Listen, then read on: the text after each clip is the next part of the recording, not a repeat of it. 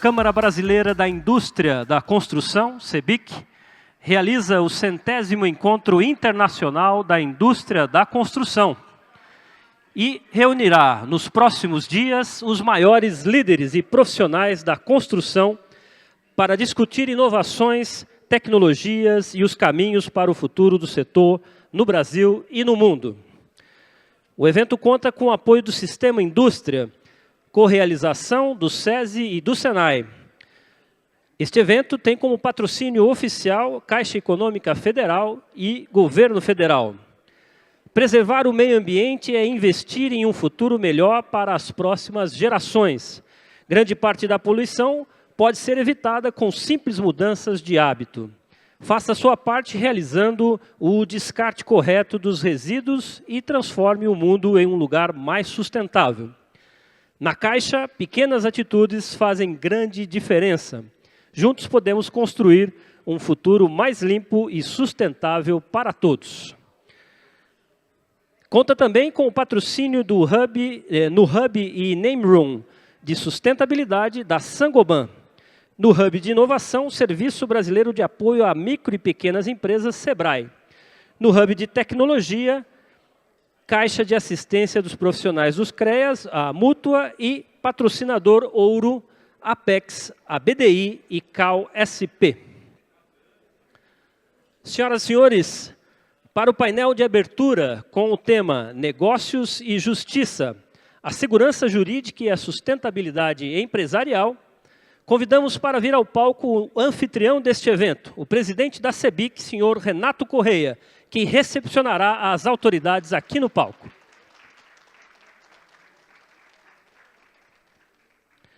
É com satisfação que recebemos o excelentíssimo senhor ministro Luiz Roberto Barroso, presidente do Supremo Tribunal Federal. Também com satisfação que recebemos o excelentíssimo senhor ministro Jorge Messias, ministro advogado-geral da União. E como moderador deste painel, eu convido o vice-presidente jurídico da CEBIC, Fernando Guedes.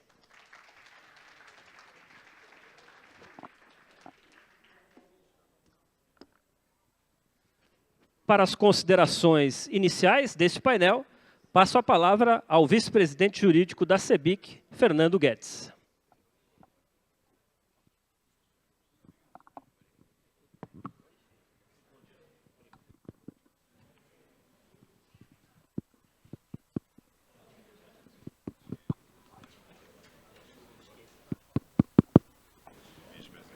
Bom dia a todos.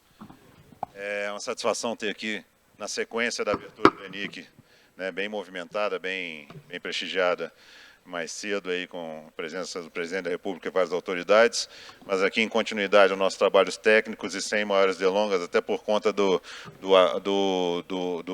desenrolar da abertura ter invadido um pouquinho o nosso tempo, o tempo dos nossos convidados também ficou um pouco apertado, então nós vamos aqui ir direto ao assunto que é importante para nós. A ideia aqui é agradecer e parabenizar aí pelo trabalho até então feito pelo ministro Jorge Messias, né, em prol da segurança jurídica, em prol de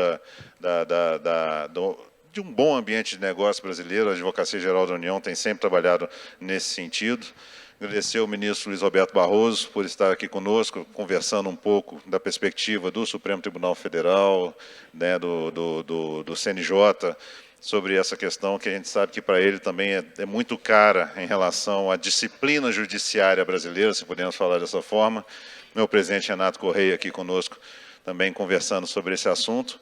Mas eu queria passar a palavra para o ministro Barroso, mas introduzindo o assunto aqui com os nossos convidados, né, dentro da ideia do painel que nós estamos falando de segurança jurídica e sustentabilidade e estabilidade empresarial, trazer 3 pontos aqui, ministro Barroso, ministro Jorge Messias, né, que afligem bastante o setor da construção, né? Nós temos alguns pontos aí que é necessário, é importante a gente buscar um ambiente de segurança jurídica. Primeiro, em relação à questão de cartórios, né? há uma instabilidade muito grande em relação à aplicação das normas cartorárias, tanto de cálculo de emolumentos, como mesmo de procedimentos cartorários Brasil afora, sabe? Então, a estabilidade nesse tipo de regra para o setor da construção que investe, que trabalha no Brasil todo, nós não temos uma linha de produção fixa, né? Pelo contrário, itinerante, ela é muito importante, né? Outro ponto são ações massivas que tem contra o setor da construção. Nós tivemos a oportunidade já de conversar tanto com o ministro Barroso como com o ministro Jorge Messias sobre o tema, especialmente aquelas que versam sobre os alegados, chamados vícios de construção, né, que são ajuizadas de forma massiva, dezenas de milhares de ações. Hoje o acervo dessas ações está em torno de 82 mil ações ativas e em curso no Brasil afora. Isso só contra o faixa 1, né, que dizem respeito ao faixa 1 do Minha Casa Minha Vida. E isso acaba tumultuando o judiciário. Eu sei que isso é um tema muito caro para o ministro Barroso, mas isso acaba tumultuando, porque, afinal de contas, não são ações simples, são ações complexas, demandam perícia, demandam atuação de contraditório, visitas, às vezes inspeções judiciais são muito utilizadas nesse tipo de ação, e acaba, como eu disse, tumultuando o judiciário. E, finalmente, a última questão que eu queria colocar aqui, que nos preocupa também o setor da construção, que desde 2017, com a reforma trabalhista, a gente vivenciava uma redução do número de ações, não chamo nem de redução, chamo de racionalização do número de ações trabalhistas no Brasil, e, infelizmente, somente no ano 2024, agora para cá, a gente vê um aumento muito grande, e isso impacta sobremaneira as empresas, né, inclusive voltando ao número de ações que estava antes da promulgação da reforma trabalhista em 2017. Nessa linha, então, antes de passar para o ministro Barroso, só para fazer rápidas considerações aqui sobre os temas que nós estamos conversando, passar a palavra ao presidente, né, Renato Correia também. Obrigado, Fernando. Cumprimentar o ministro, agradecer a presença, ministro Barroso, muito importante para nós, assim como do ministro Jorge Messias. Agradecer ao Fernando aqui a condução do painel. Eu vou ser bem breve, acho que aqui nós temos que aproveitar ao máximo o tempo dos nossos convidados. Mas, ministro Barroso, eu tenho duas questões. Uma é um agradecimento pelo trabalho de reversão da situação da escritura pública para alienação fiduciária. Isso, em conversa com o ministro Haddad, o marco das garantias de crédito, né, tinha oportunizado a gente fazer essas alienações. Posso estar errado aqui no instrumento, mas acho que é isso mesmo.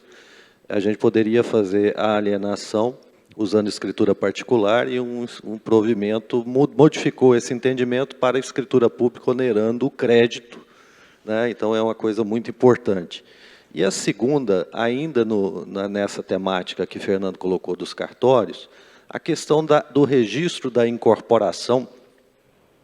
Existia uma dificuldade de alguns cartórios cobrarem o registro da incorporação por unidade habitacional na largada do empreendimento. Houve uma modificação na legislação, isso foi para cobrança em ato único, e, de repente, nasce um conceito do condomínio protoedilício, que eu ainda estou estudando aqui com os especialistas para entender o que vem a ser esse condomínio protoedilício, que oportuniza aí a cobrança de novo, de forma duplicada do registro de incorporação. Então, a gente estava conversando há pouco ali, o quanto o Brasil é carente de investimentos, é um país que tem várias qualidades, mas como tudo pode ser melhorado, a gente traz esses assuntos para que a gente possa avançar na questão da habitação e do mercado imobiliário. É isso, mais uma vez, muito obrigado por compartilhar aqui conosco.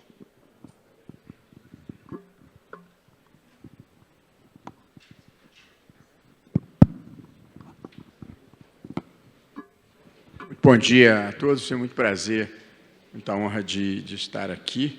Eu até estive na mesa lá de abertura, mas eu vim para a palestra, eu participei da mesa de abertura um pouco por acaso, porque tudo atrasou. Não foi um evento especialmente político, não houve problema. Eu queria cumprimentar o Renato Correia, o Fernando Guedes Ferreira Filho, meu querido amigo, grande advogado-geral da União, Jorge Messias. Eu havia programado uma apresentação mais macro sobre segurança jurídica de uma maneira geral, eu diria, sobre sustentabilidade econômica e sobre o empreendedorismo. Essa era a minha arrumação mental. E vou segui-la em alguma medida, mas aqui houve algumas questões pontuais que foram suscitadas e eu não vou me furtar de enfrentá-las. Eu só queria me apresentar, que é o ambiente que eu venho pela primeira vez. Meu nome é Luiz Roberto Barroso, eu sou professor de Direito Constitucional e estou ministro do Supremo, vai fazer intermináveis 12 anos, e eu sempre gosto de me apresentar. Muitos podem já ter me ouvido contar a história, mas eu estava com a minha falecida esposa há um tempo atrás num restaurante, Renato, veio um garçom até a mesa e disse: eu conheço o senhor de algum lugar. Eu ri, inibido e tal, ele veio, voltou e falou assim: o senhor é famoso, não é? Ri constrangido, ele falou uma terceira vez: eu vou lembrar quem o senhor é. Não lembrou. Na hora que eu paguei a conta, entreguei meu cartão de crédito, ele foi até o caixa, voltou com um ar triunfante e falou assim: ahá, Luiz Roberto, locutor esportivo da TV Globo. Eu quero dizer que eu sou o outro e levo uma vida bem mais dura, creio em mim. Ao falar de segurança jurídica, eu gostaria de iniciar por um ponto que considero muito importante e que acho que nós não devemos tratar com desimportância, que é o fato de que o Brasil é hoje, num mundo de algum grau de turbulência, um país que oferece estabilidade institucional. E acho que nós temos 36 anos de estabilidade institucional. Não há segurança jurídica onde não há estabilidade institucional, de respeito à legalidade, de respeito às instituições de uma maneira geral. E não foram tempos banais. Nós tivemos 2 impeachments de presidente da República, tivemos hiperinflação, tivemos diversos planos econômicos fracassados, tivemos escândalos imensos de corrupção e ninguém cogitou de uma solução que não fosse o respeito à legalidade constitucional. Tivemos alguns sobressaltos nos últimos tempos, mas, na hora decisiva, prevaleceu a institucionalidade. Eu considero, Renato, que isso é muito importante de se considerar, porque a história do Brasil sempre fora, até a Constituição de 88, uma história de golpes, contragolpes e quebras da legalidade institucional, e, evidentemente, como isso impacta a vida e o ambiente de negócios. Portanto, essa é a minha primeira mensagem que eu considero importante, que é não tratar com desimportância, do not take for granted, o fato de que nós temos um país com instituições que funcionam e funcionam razoavelmente bem dentro do estágio civilizatório do país, mas acho que nós temos andado na direção certa, ainda quando não na velocidade desejada. Eu acho que o segundo ponto que eu considero decisivo para criar um ambiente de segurança jurídica e de segurança em geral é um ambiente de desenvolvimento sustentável. Portanto, nós precisamos de crescimento econômico, e aqui vou dar uma ênfase, porque impacta especialmente o mercado da habitação e o país de uma maneira geral. Nós precisamos ter desenvolvimento, portanto, o desenvolvimento econômico é esse que a gente mede pelo PIB. Para ter segurança no país, a gente tem que ter desenvolvimento social, que é a capacidade de distribuir adequadamente o produto do crescimento econômico, você mede pelo IDH, e, ultimamente, você tem que ter uma preocupação ambiental, porque esse é o nosso planeta e nós temos que ter preocupações de mitigar o aquecimento global. É o conjunto desenvolvimento econômico, social e preservação ambiental que geram esse espaço que eu chamei aqui de desenvolvimento sustentável. E, ao falar de desenvolvimento, eu estou indo do macro para chegar nos pontos depois específicos. Para falar de desenvolvimento, eu gostaria de fazer 2 observações, uma muito boa e outra preocupante que nós precisamos superar. A observação muito boa é que o Brasil, entre 1900 e 1980, foi provavelmente o país que mais cresceu no mundo, ou foi um dos países que mais cresceu no mundo, a uma média anual superior a 5%, bem superior à média de crescimento de todos os países, praticamente, do planeta, de uma maneira geral. Esse é o dado extremamente positivo que nós devemos ter como registro de memória. A segunda é a nota menos feliz. Em 1960, o Brasil tinha 2,5 vezes o PIB per capita da Coreia do Sul. Hoje, o Brasil tem 1/3 do PIB per capita da Coreia do Sul. E, portanto, nós temos que ser capazes de equacionar por qual razão, nos últimos 60 anos, inclusive nos últimos 40 anos de democracia, nós não conseguimos manter um padrão de crescimento.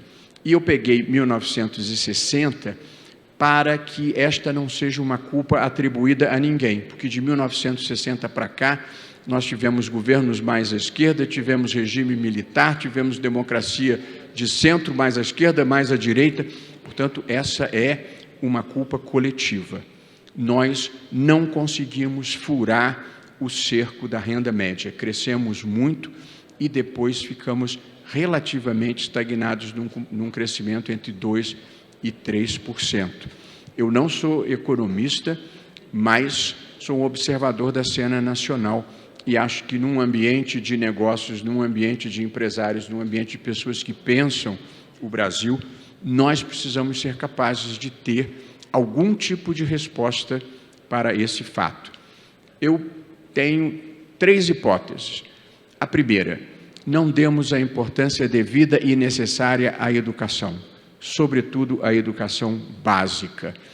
A desimportância da educação, ou a deficiência da educação, faz vidas menos iluminadas, trabalhadores menos produtivos, elites menos capazes de equacionar os problemas do país. E acho que nós tivemos esses 3 problemas, infelizmente, no Brasil, nos últimos 60 anos. Minha segunda hipótese, nós não conseguimos fazer a transição de um capitalismo de Estado e reserva de mercado para desenvolvimento da indústria nacional para um capitalismo verdadeiro de livre iniciativa, competitividade e abertura de mercados. Portanto, nós ficamos com um Estado grande demais, um Estado econômico grande demais e empresas que viveram sob reserva de mercado muito tempo e não se aprimoraram na sua eficiência nem se tornaram competitivas internacionalmente. Na verdade, ainda existe um preconceito no Brasil contra o sucesso empresarial, contra a livre iniciativa, e penso que nós precisamos superá-lo. E, em terceiro lugar, nós tivemos, em todo esse período, com as exceções que confirmam a regra, um país que, independentemente do governo, teve o que o Raimundo Fauro chamava de um certo estamento prevalecente. Um tipo de elites extrativistas que se apropriaram do país e o fizeram para si e não um país para toda a gente. Essa não é uma observação ideológica, essa é uma observação factual. Basta observar que a universidade pública brasileira, durante quase todo esse período, era ocupado pelas classes mais altas, porque eram as melhores universidades e quem estudava nas melhores escolas privadas passava para as melhores universidades públicas. Esse é um país em que a elite construiu o país para si. Esse é um país em que o sistema tributário, até hoje, eu fui advogado 30 anos, com a isenção na distribuição de dividendos ou de lucros, a minha secretária pagava mais imposto de renda do que eu pagava, dono do escritório. Portanto, esse é um país em que o empregado paga mais imposto de renda do que o empregador. Tem alguma coisa errada. Portanto, é uma apropriação do Estado para colocá-lo a serviço de um segmento e não de toda a sociedade. Para não falar que nós só universalizamos a educação pública no Brasil fundamental 100 anos depois dos Estados Unidos, já no governo Fernando Henrique. Portanto, só na década de 90 o Brasil conseguiu universalizar o ensino fundamental. porque o médio nós ainda estamos nos esforçando para universalizar e, sobretudo, para enfrentar a evasão no ensino médio. Portanto, eu estou compartilhando esse diagnóstico, que é um diagnóstico duro, porque eu acho que esse é um ambiente em que são pessoas que pensam o Brasil, e a democracia tem lugar para liberal, tem lugar para conservador, tem lugar para progressista, mas o país tem que ter uma agenda mínima de justiça para todos que nós precisamos seguir, e acho que o desenvolvimento econômico, social e ambiental são pré-condições para você criar um melhor ambiente de negócios. Eu, para não ficar numa nota negativa, acho que nós temos tido avanços importantes. Um foi a universalização da educação, finalmente. O segundo, nós conseguimos fazer uma reforma da Previdência. Daqui a pouco vamos ter que fazer outra, por uma razão muito boa. As pessoas estão vivendo muito mais e, portanto, a expectativa de vida no Brasil vem subindo e as mulheres vêm tendo muito menos filhos. Em 1960 tinham 7 filhos, hoje tem 1,7 filhos. Portanto, para fins de PIB per capita, de justiça social, de melhorar a qualidade de vida, são avanços importantes, mas oneram de uma maneira muito expressiva a Previdência Social. E, portanto, como as pessoas estão vivendo mais, nós daqui a pouco vamos ter que mudar de novo essa questão, porque o país acaba tendo que gastar uma quantidade imensa de dinheiro com a Previdência Social, e é dinheiro que você não consegue investir. Eu, em seguida, vou falar um minutinho sobre isso. Nós fizemos uma reforma trabalhista, vou falar sobre esse assunto daqui a pouco, que eu acho que trouxe alguns avanços importantes, e finalmente conseguimos fazer uma reforma tributária que a minha bola de cristal ainda está um pouco embaçada, mas acho que se conseguirmos regulamentá-la adequadamente ao longo do tempo, porque ela se dilui no tempo, nós vamos conseguir ter uma inflexão muito relevante sobre a economia do país e sobre a produtividade e sobre a justiça fiscal de uma maneira geral, com essa mudança de criar os 5 tributos em 3 num imposto sobre valor, criar os 5 tributos em 2, o imposto sobre o valor agregado, com a tributação agora no destino e não mais na origem, e um sistema altamente simplificado, sobretudo se nós conseguirmos meios tecnológicos de implementarmos esse sistema, inclusive o sistema de split payment no pagamento desses IVA, que é uma forma de diminuir a sonegação, o que traz justiça competitiva e, evidentemente, aumentar a arrecadação. Ainda para criar um ambiente de país e de negócios, eu identificaria 3 problemas muito associados. O primeiro, o investimento no Brasil, ele é dificultado por um orçamento altamente engessado. As vinculações orçamentárias comprometem a capacidade de investimento do governo de uma maneira geral. Um aumento da participação parlamentar na distribuição do orçamento fragmentou esse orçamento. Nós, no Supremo, conseguimos, num esforço e numa tentativa de acordo, o Messias estava presente e representante dos outros 2 poderes, tentar separar as emendas individuais, que são as de caráter mais paroquial, e fazer com que as emendas de bancada e as emendas de comissão sejam comprometidas com os projetos estruturantes do país e não com o varejo da política local, o que consideramos importante. O ministro Flávio Dino tem empenhado e corajosamente se esforçado para implementar o acordo que nós firmamos lá no meu gabinete, na presença do ministro Messias. E acho que nós temos que aprovar uma legislação que já tem no Congresso para melhorar a qualidade do gasto público no Brasil. Portanto, tem pouco para investir, a gente tem que investir com qualidade. Eu acho que isso também são temas importantes para criar esse ambiente de negócios que preocupa a todos nós. Uma palavra sobre segurança jurídica. Segurança jurídica, do ponto de vista técnico, jurídico, significa basicamente 3 coisas. A primeira é estabilidade para o passado. As leis não devem retroagir. As leis do Brasil não retroagem. A segunda é previsibilidade para o futuro. As pessoas só devem ter obrigações se elas forem previamente estabelecidas em lei. É o princípio da reserva legal ou da legalidade. Ele vigora no Brasil de uma maneira geral, e este não é um problema. E, em terceiro lugar, a garantia de que as leis vão ser cumpridas. Nós temos instituições e temos o Poder Judiciário, que funciona capilarmente em todo o país, razoavelmente bem, não idealmente bem. Mas, de novo, nós temos que considerar o estágio civilizatório que nós estamos. Portanto, nós ainda não temos a universidade ideal, nós não temos as Forças Armadas ideais, nós não temos o judiciário ideal. Mas acho que nós temos avançado e acho que ele presta bons serviços ao país e, em contraste com a América Latina e outros países do mundo, acho que nós temos um judiciário diferenciadamente bom. E, se tiver tempo, eu falo um minutinho sobre o Supremo. Embora eu acho que nós tenhamos um ambiente institucional de segurança jurídica, há 3 áreas no Brasil em que nós temos uma litigiosidade muito grande. E litigiosidade, evidentemente, traz algum grau de insegurança jurídica e nós precisamos ser capazes de equacionar. A primeira dessas áreas é a área tributária.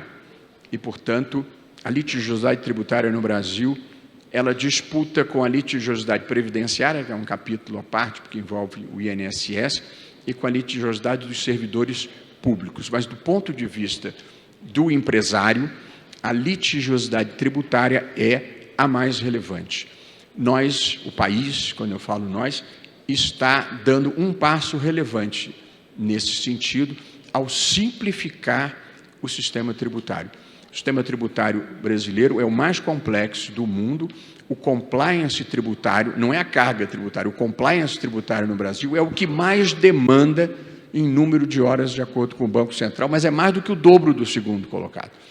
Eu tinha um escritório de advocacia, graças a Deus bem sucedido, de porte médio, mas eu tinha um gerente financeiro, eu tinha um contador e eu tinha um consultor tributário externo para ter certeza de que eu estava fazendo tudo certo.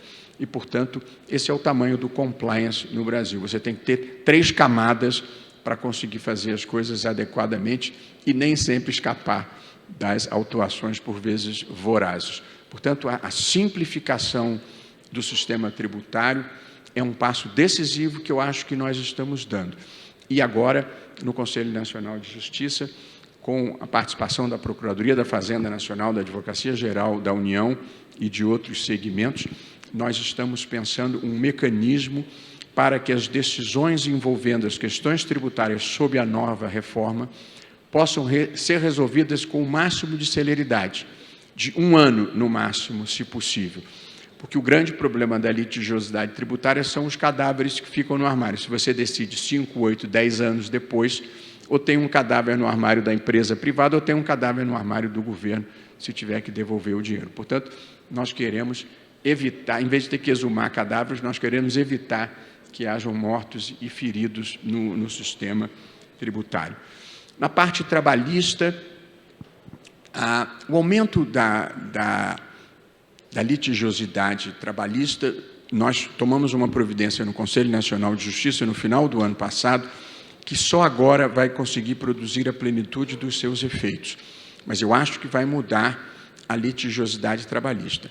Porém, o aumento da litigiosidade trabalhista em tempos mais recentes, a grande causa da litigiosidade trabalhista é o turnover, é a demissão e a readmissão, porque o sujeito, quando é demitido, é a demissão, é a terminação do contrato de trabalho, a principal fonte de litigiosidade trabalhista. E, para bem, houve uma expressiva redução no desemprego no país, houve um aquecimento do mercado de trabalho. E, portanto, teve mais gente que mudou de trabalho.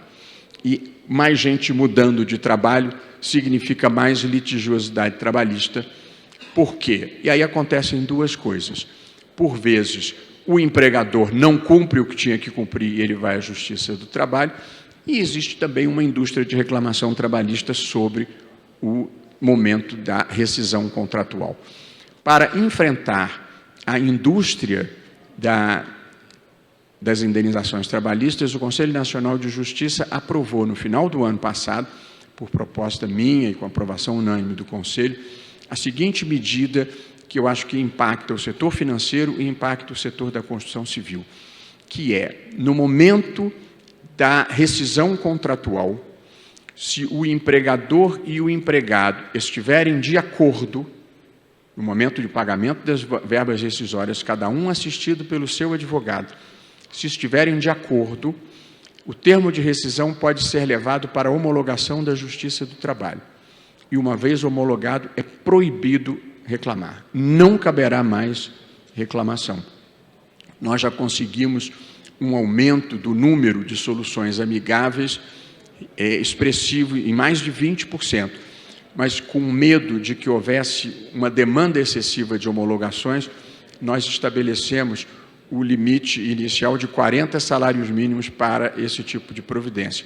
Agora já passou, terminou no final de março. De modo que qualquer empregador pode, no ato da rescisão, com o empregado, se todos estiverem de acordo, levar a homologação e é vedada a reclamação posterior. E nós achamos que isso é uma forma de proteger o direito do trabalhador, porque vai haver um juiz para verificar se o seu direito mínimo foi respeitado, mas a gente enfrenta a indústria que, depois que o trabalhador já recebeu o que tinha de receber, vai tentar cobrar uns caraminguais a mais, aí aparece a hora extra, o pedido de equiparação, seja lá o que for. Essa é uma medida, Renato, que eu acho que pode fazer muita diferença se ela for bem utilizada de uma maneira geral. E é uma terceira área que interessa menos ao setor da construção civil, mas que a litigiosidade é imensa e preocupante, que é a área da saúde. A judicialização na saúde do Brasil é a maior do mundo, tem um custo imenso e compromete o orçamento público na litigiosidade contra o SUS e compromete o setor privado de planos de saúde num excesso de litigiosidade contra os planos de saúde, contra as operadoras. Eu não vou entrar nos detalhes do que a gente está tentando fazer quanto a isso, porque não interessa nessa audiência. Uma questão de litigiosidade que nós estamos procurando enfrentar é a que envolve as construções do Minha Casa e Minha Vida. Nós estávamos primeiro tentando entender e ouvir os diferentes segmentos e, de certa forma, já ficou claro que há uma indústria, e há uma indústria que geralmente vai contra a Caixa Econômica, até mais do que contra a indústria. Mas, ao ir contra a Caixa Econômica, contra o fundo da Caixa Econômica que financia a construção civil, você drena recursos que deveriam ter sido ou deveriam estar sendo aplicados em construção e acabam sendo aplicados em indenizações. De novo, se a indenização for cabível e justa, paciência, faz parte da vida. Mas há o sentimento de que há muitas indenizações que são alvo de uma litigância predatória. A jurisprudência do Conselho Nacional de Justiça se dividiu em, se a Caixa for meramente financiadora, ela não é responsável. Mas, se ela tiver participação no processo, no projeto, na escolha do terreno, na escolha da construtora, ela passa a ser responsável e, com muita frequência, porque é mais simples, a ação é ajuizada diretamente contra a Caixa e de lá se drenam os recursos. Muitas vezes não entra nem contra a empresa, que é quem tem a capacidade de se defender adequadamente e, portanto, nós estamos tentando equacionar junto ao Superior Tribunal de Justiça. Eu já conversei pessoalmente com o presidente da segunda sessão, que é o ministro Ricardo Cueva, e vamos tentar equacionar isso pela via jurisprudencial para evitar essa drenagem de recursos. Está dando o meu tempo. Eu queria concluir. Eu preciso falar, antes de concluir, sobre os 3 pontos. O cartórios. Então, as ações contra o setor, eu já falei. A questão da reforma trabalhista, eu já falei. Cartórios, eu estou sabendo agora. Ninguém bateu na minha porta com esse problema. Portanto, podemos ir lá. Tudo que é justo, tudo que é certo, justo e legítimo tem o meu apoio. Portanto, vou ouvir, e o Conselho Nacional de Justiça tem, de fato, um poder de regulação e de fiscalização dos cartórios, como fizemos agora recentemente em relação à questão da alienação fiduciária. Portanto, são muito bem-vindos, Fernando, para trazer o problema e, se parecer justo e razoável, nós encaminharemos da melhor forma possível. E, por fim, só uma palavra, a minha ideia de segurança jurídica, de segurança, de sustentabilidade, e de criação de um ambiente de negócios, é a de criação de um país que funciona, de um país que funcione bem. Então, o país tem que ter uma agenda. A agenda para o Brasil, a agenda que une liberais, conservadores e progressistas, é a que está na Constituição. Essa agenda inclui o desenvolvimento sustentável, sobre o qual eu já falei, a educação, a prioridade para a educação. Nós nos atrasamos na história por causa disso. E os problemas da educação no Brasil já estão mapeados. Não alfabetização da criança na idade certa, evasão escolar no ensino médio, déficit de aprendizado, a criança termina o fundamental e o médio não aprendeu o mínimo que tinha que ter aprendido, e baixa atratividade das carreiras do magistério. Para a evasão escolar no ensino médio, há um programa muito amplo do governo, tomara que dê certo, que é o Pé de Meia. O Pé de Meia é a formação de uma poupança para os jovens no ensino médio, que, se permanecerem na escola, eles recebem não apenas um pagamento mensal, mas também uma poupança ao final do ano, ao final de cada período. É uma forma de reter a criança na escola. Faz muito sentido e é muito importante, porque retê-la na escola é não deixá-la ir para o tráfico, não deixar ir para a criminalidade em muitas partes do Brasil. Uma terceira agenda que eu acho que impacta todas as áreas é investimento em ciência e tecnologia. Nós não podemos perder o trem da história. O Brasil cresceu muito quando se industrializou a partir de 1940. Agora, nós temos que investir obsessiva e massivamente em ciência e tecnologia. O sucesso do agronegócio brasileiro é produto do investimento em ciência e tecnologia. Investimento privado e investimento público, que foi a Embrapa e outras instituições que fizeram com que a indústria hoje do agronegócio no Brasil seja a mais bem-sucedida do país. Portanto, investimento em ciência e tecnologia. E chegando à área dos senhores, para terminar, habitação popular e saneamento básico.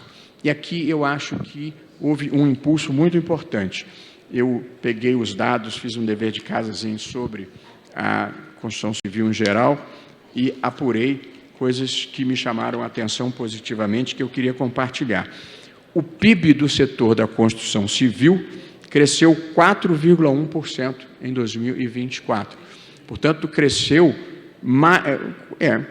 quase um ponto percentual a mais do que o crescimento do país, de uma maneira geral. Esse é um dado especialmente importante para uma indústria que é a indústria, sobretudo, da habitação popular, porque, e aí outro dado importante que eu coligi, boa parte deste crescimento se deve ao programa Minha Casa é Minha Vida. Quase metade de todos os empreendimentos habitacionais do Brasil foram do Minha Casa é Minha Vida, ou seja, para ajudar a dar casa própria para uma parcela importante de baixa renda da população brasileira. E boa parte da empregabilidade no Brasil, o Brasil está com seus menores níveis de desemprego desde que se começou a fazer a marcação histórica. A construção civil é um dos principais empregadores do país, tendo criado mais de 230 mil novas vagas. Eu estou falando das coisas boas porque o país também se viciou um pouco em notícia ruim. E quando acontece alguma coisa boa, ninguém se interessa. E, portanto, eu acho que a gente tinha que criar, para superar a onda negativa que se criou no país, uma onda de notícias boas, onde elas existam. Não sou dessas pessoas que acham o que aconteceu no mundo, que a mentira pode ser uma estratégia política para defender qualquer narrativa.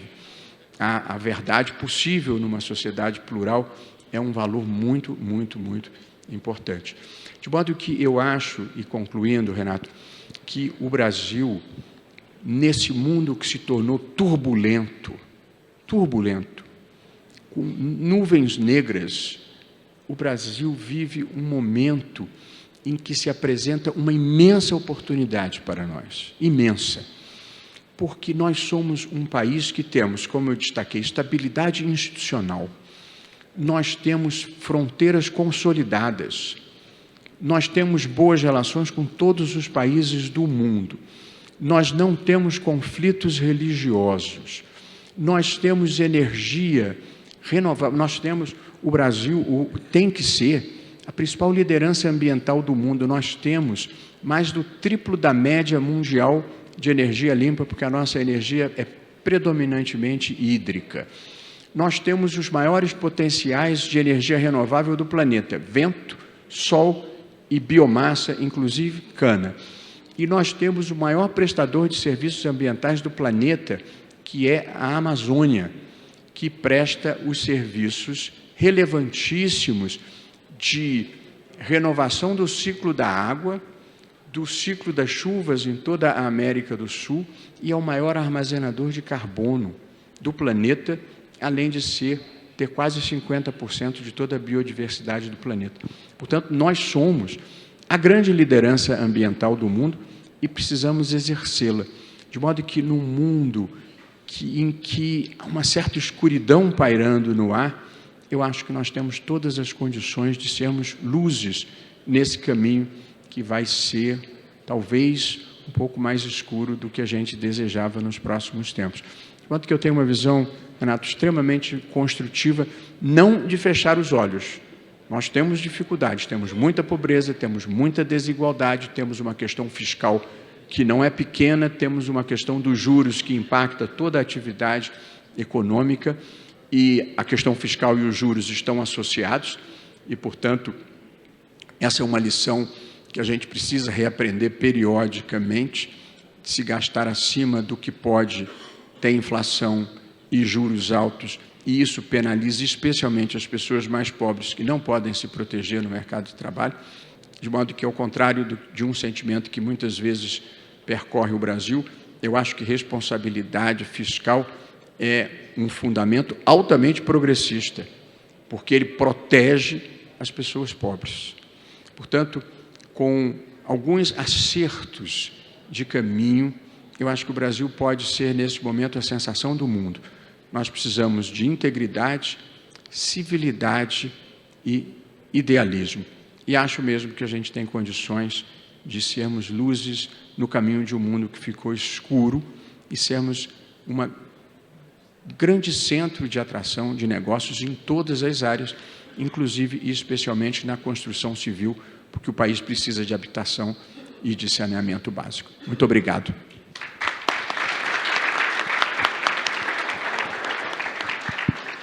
Eu vou ter que pedir desculpas a todos, especialmente ao meu querido amigo Jorge Messias, porque eu tenho sessão agora do Conselho Nacional de Justiça e vou ter que voltar correndo para Brasília.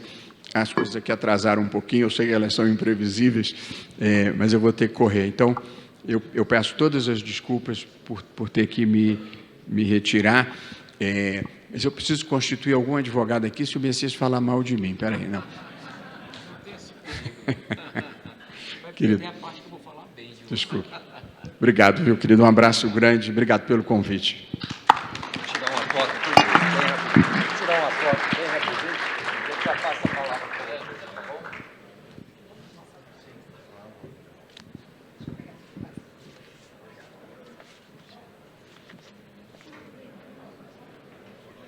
Acabou não, gente.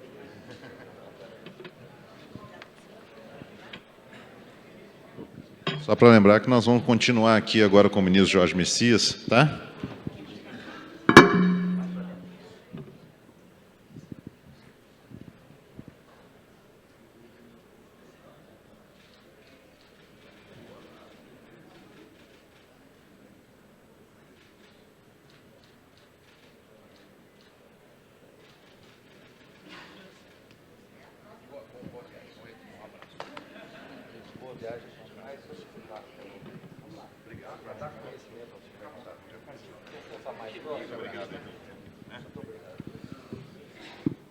Eu acho que essa aí foi minha.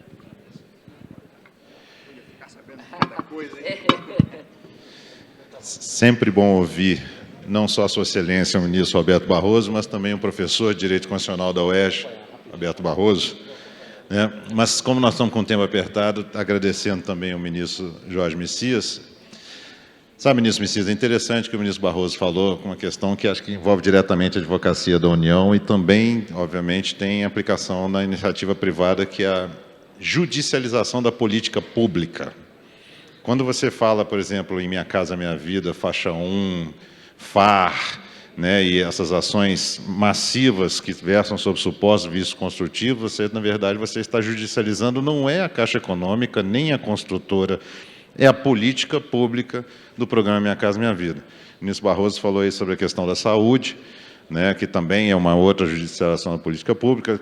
Uma que envolve diretamente o nosso setor é a judicialização do FGTS em algumas ações que visam adiantar saques ou outras questões, mas eu acho que seria interessante a fala nesse sentido da segurança jurídica por isso. Qual que é o impacto da alta judicialização da política pública no mercado, na sociedade como um todo, né? Inclusive, não só quanto a esses pontos que a gente falou, quando a gente fala, por exemplo, de cartórios, né, da aplicação uniforme de entendimentos, de procedimentos cartorários no Brasil, que o que se busca para a segurança jurídica, de fato, é a uniformização de procedimentos, questão que a Advocacia Geral da União interviu, que foi justamente a necessidade ou a desnecessidade da escritura pública para fins de registro da alienação fiduciária, mostra, acaba sendo a efetivação de uma política pública também, pois cria estabilidade jurídica e empresarial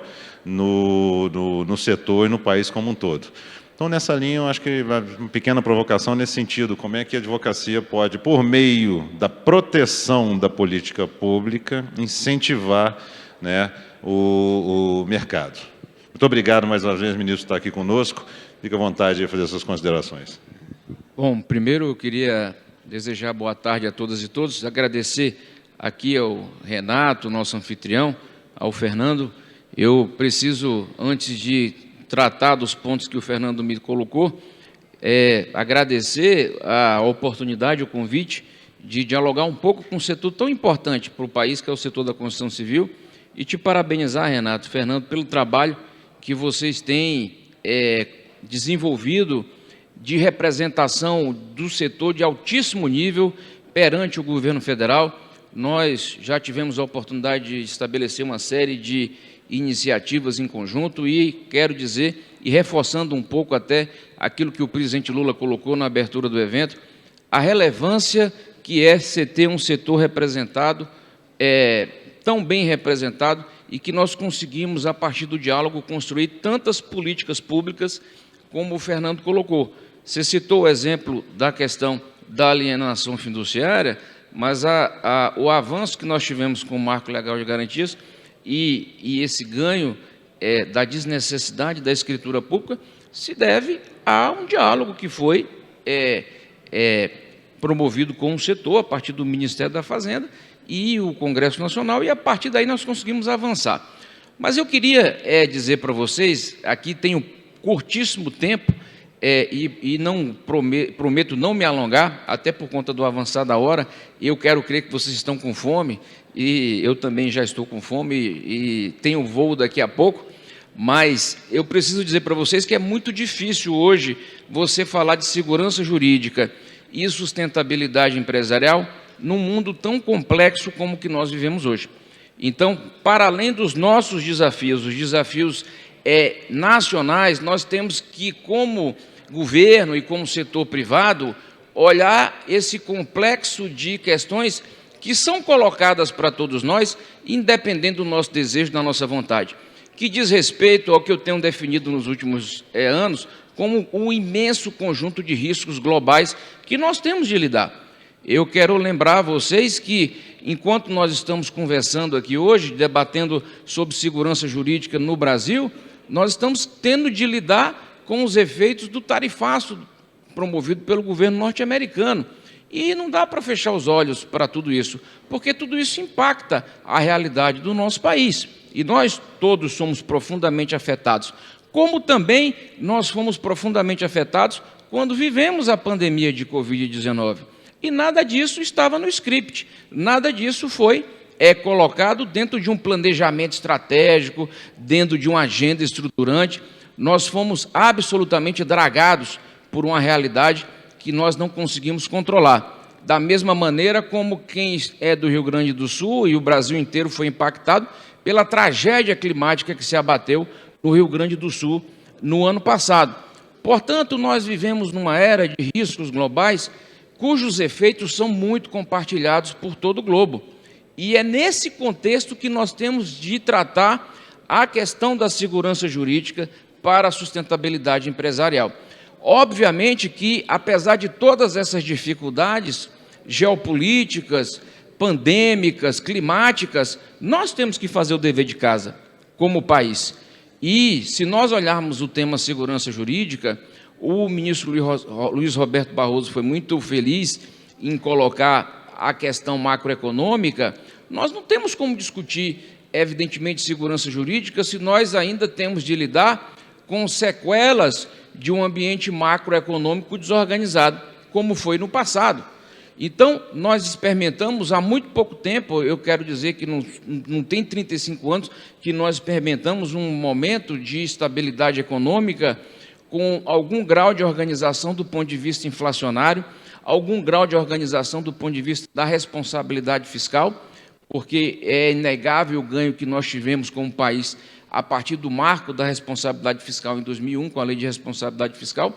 Tudo isso é um legado que nós temos que exaltar e defender, porque nós não temos como discutir o tema da segurança jurídica sem discutir o tema da estabilidade macroeconômica. E eu quero dizer que isso é necessário porque, se olharmos o cenário da litigância, por exemplo, uma grande parte das questões que nós tivemos de lidar nos últimos anos em relação à litigância diz respeito exatamente à instabilidade macroeconômica. Quantas ações nós tivemos na Justiça relacionadas a planos econômicos? No setor imobiliário, por exemplo, nós tivemos diversas demandas relevantes de mutuários relacionadas a revisões de contrato, também em decorrências dos cenários macroeconômicos. Eu comecei a minha vida no direito sendo estagiário da Caixa Econômica Federal. E na década de 90 nós lidávamos com milhares de ações relacionadas ao plano de equivalência salarial, correção da tabela, aplicação da tabela price, da tabela insere ingrediente, o fundo de garantia de variação, o fundo de compensação de variação salarial, e isso não parou até hoje. Então, são essas questões que nós temos de lidar, e essas questões decorrem de uma instabilidade macroeconômica. Portanto, é preciso exaltar a estabilidade macroeconômica, que é um ganho que nós tivemos como país, é um ganho extraordinário. Mas é preciso entender que o Brasil, como um país do ponto de vista democrático muito jovem, e eu preciso lembrar que nós estamos há 37 anos sob a égide desta Constituição de 1988, e isso em si já é um marco importante. Ela trouxe muitos desafios para a nossa sociedade com um papel muito importante do Estado. E aqui eu preciso dizer que a Constituição ela foi muito pródiga e corretamente pródiga em estabelecer uma série de direitos sociais, como saneamento, habitação, educação, saúde, e, evidentemente, que tudo isso leva a uma pressão por parte do Estado, do poder público, imensa. E, obviamente, o Estado precisou se agigantar na perspectiva de prover à sua sociedade, de prover à sua população, esse conjunto de serviços que são direitos, e neste processo nós não podemos deixar de reconhecer que isso traz, evidentemente, numa perspectiva da falha de serviço, um volume imenso de processos judiciais. E aqui eu queria localizar minha fala. Nós não temos como falar de segurança jurídica com o nível de litigância que nós temos no Brasil hoje. É absolutamente inaceitável. Nós temos um país de 210 milhões de habitantes e nós temos 85 milhões de processos. E com todos os ganhos que nós tivemos nos últimos anos, a partir da criação do CNJ, da adoção da Justiça 4.0, do processo judicial eletrônico, do uso da inteligência artificial, nós crescemos em 10% o volume de processos no último ano. Isso é absolutamente irracional. Então, se nós quisermos, de fato, enfrentar uma agenda de combate à insegurança jurídica, que não tenho a menor dúvida que a insegurança jurídica ela é refletida no chamado custo Brasil, e vocês sentem, como empresários, nós temos que enfrentar a indústria da litigância. Esse é o grande desafio civilizatório que nós temos que enfrentar. O governo federal, obviamente, o governo do presidente Lula, ele fez a sua parte em vários marcos macroeconômicos, como o novo marco fiscal, a reforma tributária, o novo PAC, que abre uma oportunidade gigantesca, um volume gigantesco de 1,3 trilhões de reais até 2026, sendo a maior parte deles investimentos privados. Só que isso é insuficiente do ponto de vista estratégico como país, se nós não enfrentarmos as causas que dão, de fato, origem ao processo de litigância que nós enfrentamos hoje. É por isso aqui que eu não quero me alongar, mas eu queria aproveitar a oportunidade de eu estar aqui com um setor tão importante para o desenvolvimento nacional, que representou aqui 4,5% do nosso crescimento no ano passado, sem antes apresentar uma proposta clara de enfrentamento a este ambiente de insegurança jurídica e propor para todo o setor um pedido, na verdade, de apoio, de enfrentarmos, de fato, a agenda da segurança jurídica a partir de um pacto nacional pela segurança jurídica. E a minha proposta se desdobra em 3 pontos que eu queria tratar com vocês. Primeiro, dentro de uma análise tricotômica, aqui em homenagem ao ministro Barroso, que ele sempre faz uma análise tricotômica. Tá? 3 pontos que eu queria trazer com clareza para vocês. Primeiro, a redução da litigiosidade. A redução da litigiosidade passa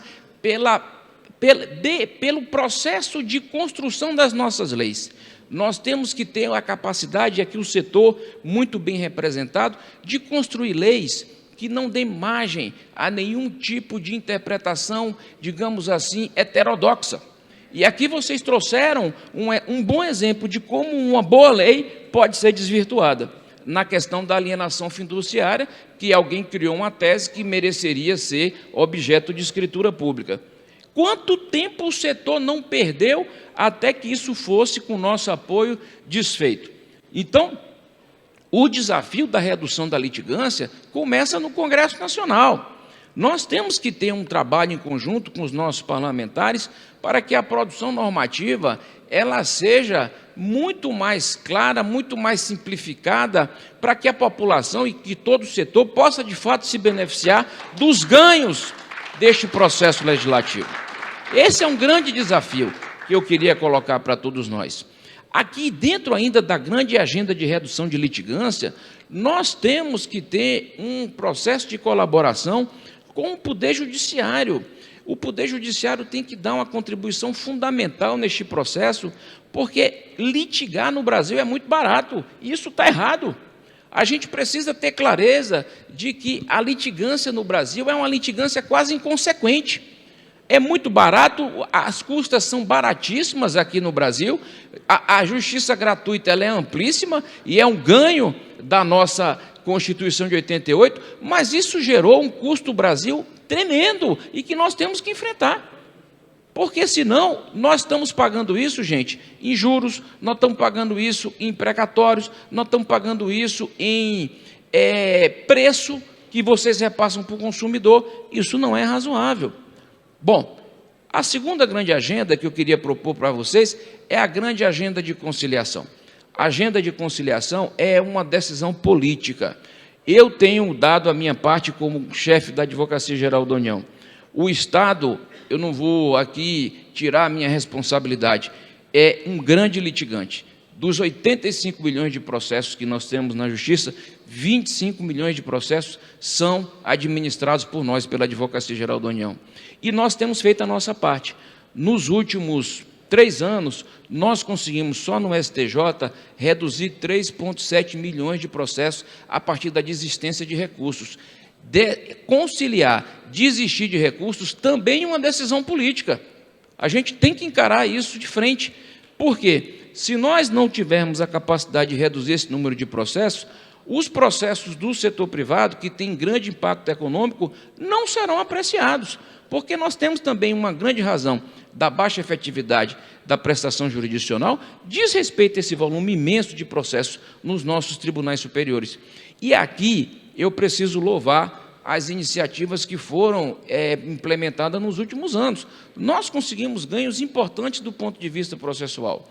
Nós conseguimos os recursos repetitivos, nós conseguimos a implantação dos incidentes de afetação de competência, nós conseguimos a questão do deslocamento dos recursos repetitivos para a resolução das disputas no macro. Só que tudo isso, ele precisa ser objeto de uma grande estratégia nacional de conciliação. Porque nós temos que lidar com o passado. Não adianta a gente achar que a Fazenda Pública vai ter um ganho expressivo de redução do número de passivo judicial, e é importante que a gente tenha, porque não é razoável um país feito o Brasil gastar 1% do seu PIB em precatório e RPV, 1% que poderia estar indo para o saneamento, que podia ir para a habitação popular, está sendo gasto com despesas de dívidas judiciais da década de 80, 90, que é disso que nós estamos tratando ainda, é absolutamente insano. E essas iniciativas processuais precisam ser bem manejadas, mas, ao mesmo tempo em que nós temos a capacidade de ganhar uma grande tese tributária, nós temos a riqueza de consciência de abrir um grande edital de transação tributária em condições favorecidas para que o contribuinte possa manejar bem aquela dívida que, de repente, ele foi surpreendido em ter. Então, o Estado ele tem que ter essa agenda generosa, sabendo que é muito mais importante ter um setor saudável, um setor empresarial pujante, saudável, que possa mobilizar a sua economia. Não interessa a Fazenda Pública quebrar ninguém, não é a vocação da Fazenda Pública. Nós temos que saber manejar os instrumentos modernos para que o setor econômico possa se desenvolver. E, por fim, e aqui, obviamente, que todos esses temas poderiam ser mais desdobrados, nós temos uma chaga que ainda atrapalha o país, e é algo que nós temos que enfrentar conjuntamente, que é a litigância predatória.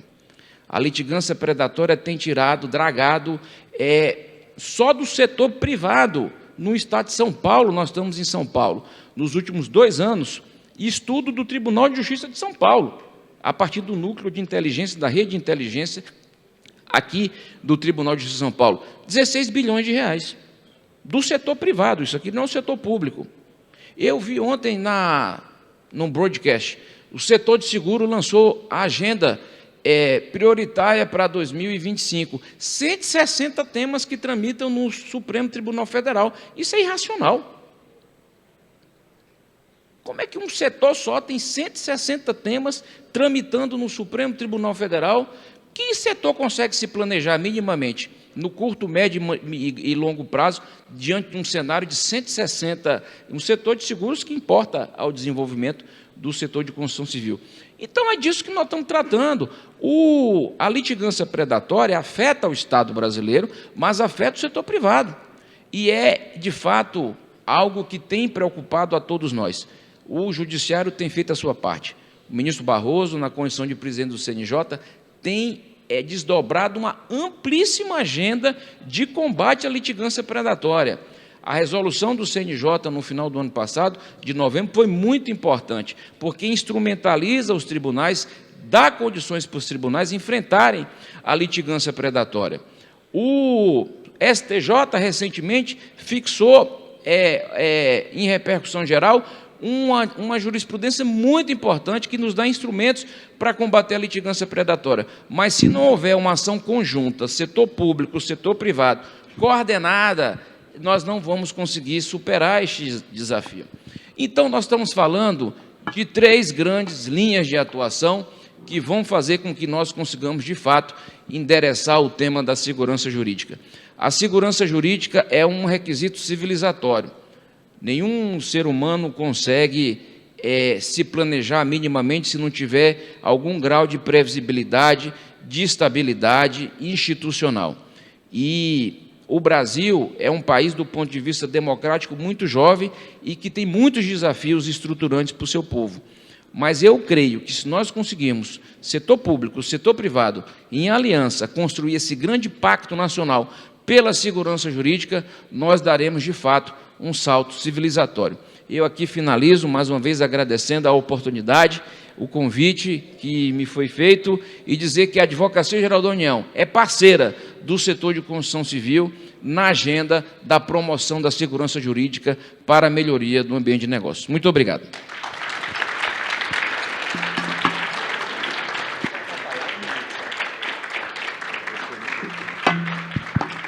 Bom, nós já estamos aqui encaminhando para o final. Quero agradecer aqui ao Fernando por ter elaborado toda essa inteligência desse painel. Agradecer aqui ao ministro Messias. Né, muito obrigado pela tua presença, tuas considerações. Nós, sim, somos parceiros para resolver. Eu concordo que a questão legislativa é muito importante. Nessa questão dos vícios construtivos, só um parênteses aqui muito relevante. Todo documento tem prazos de garantia, todo produto tem prazos de garantia a partir da sua emissão da nota fiscal. A construção civil é do dia que apareceu o defeito. Então, nós estamos trabalhando junto ao Legislativo, quero até ter a oportunidade de levar para você o nosso pensamento de projeto de lei, que o habite ou a entrega das chaves seja a nota fiscal de partida dos prazos de garantia, de decadência e de responsabilidade. Isso tudo, a falta dessa clareza é que leva às aberturas para essa litigância predatória. Então, nós estamos trabalhando e vamos precisar muito do teu apoio. Eu quero agradecer a todos a presença e o adiantar da hora. Muito importante a presença de todos vocês. Muito obrigado e até o próximo painel.